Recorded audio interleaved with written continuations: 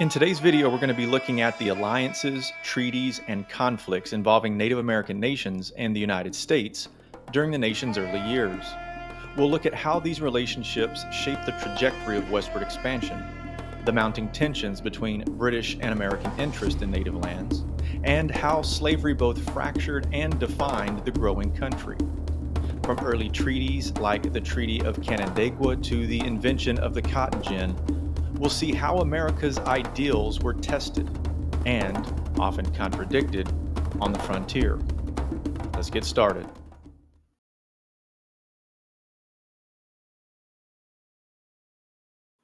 From the very beginning, the relationship between the United States and Native American nations was formalized through treaties, over 370 of them, in fact.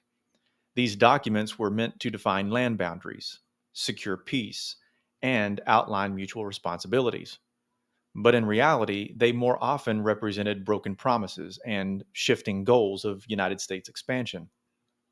One of the earliest treaties under the United States government was the Treaty of Canandaigua in 1794, also known as the Pickering Treaty, named after U.S. envoy Timothy Pickering.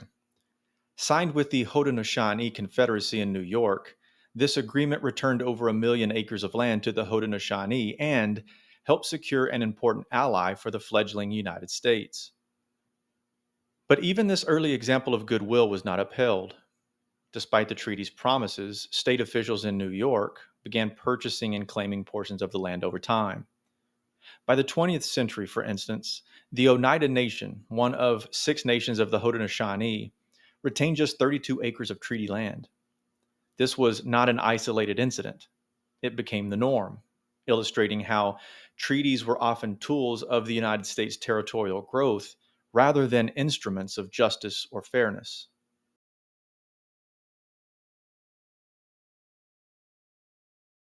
Even after the American Revolution, Great Britain continued to maintain strategic alliances with various Native American nations. While the United States declared its independence, the British remained active in the Northwest Territory, the area encompassing modern day Ohio, Indiana, Illinois, Michigan, and Wisconsin. There, Britain traded guns and other European goods to native tribes in exchange for furs. Their motive? To halt American expansion westward. By arming Native American nations, the British hoped that they could use indigenous resistance to buffer their own strategic interest and protect trade routes. This alliance helped spark the Northwest Indian War, also known as the Ohio War, which lasted from 1785 to 1795. It was a bitter and brutal conflict between the United States and a powerful coalition of native nations known as the Western Confederacy. Though the United States ultimately prevailed and the war officially ended with the Treaty of Greenville, this only increased tensions between Britain and the United States. Britain formally withdrew, but the episode exposed how indigenous alliances could be pivotal and how precarious peace was in the region.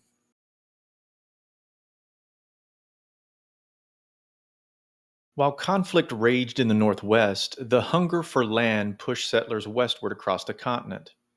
During the late 18th century, migrants flooded into regions like Kentucky and Tennessee. These settlers, many of them Scots Irish and poor immigrants, often squatted on lands already purchased by wealthy land speculators, usually of English descent. This created class based conflicts over property and ownership. But it wasn't just individuals fighting over land. Even the states themselves were entangled in disputes. Pennsylvania, New York, and Connecticut fought over conflicting Western land claims until they finally ceded their claims to the national government, paving the way for more centralized control over Western territories. In the South, corruption plagued land distribution. The infamous Yazoo Land scandal in Georgia revealed just how far greed could go.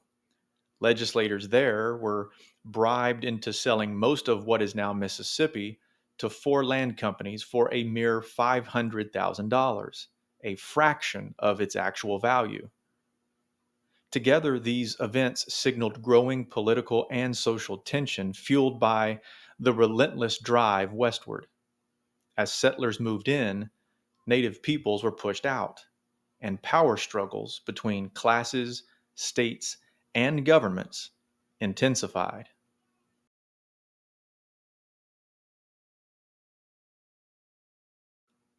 As America pushed westward, it wasn't just land that expanded, it was the institution of slavery.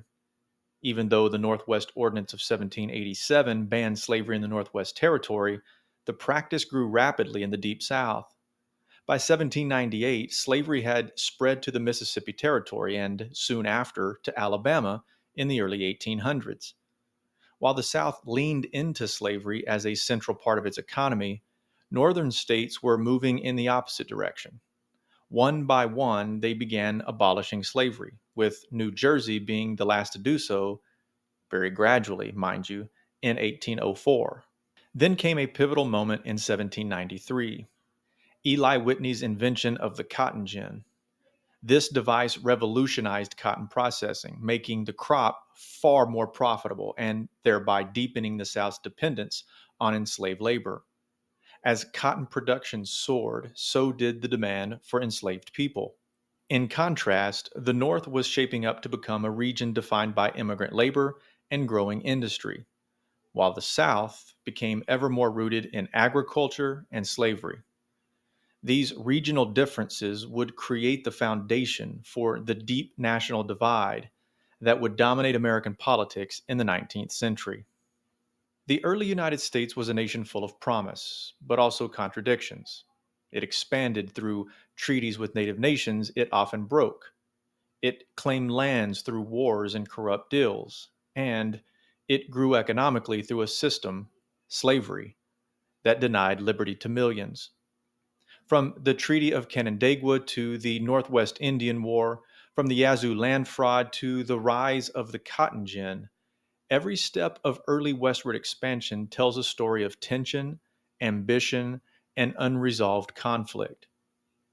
And as America grew, these issues, especially the treatment of Native Americans and the expansion of slavery, would shape the nation's destiny for decades to come.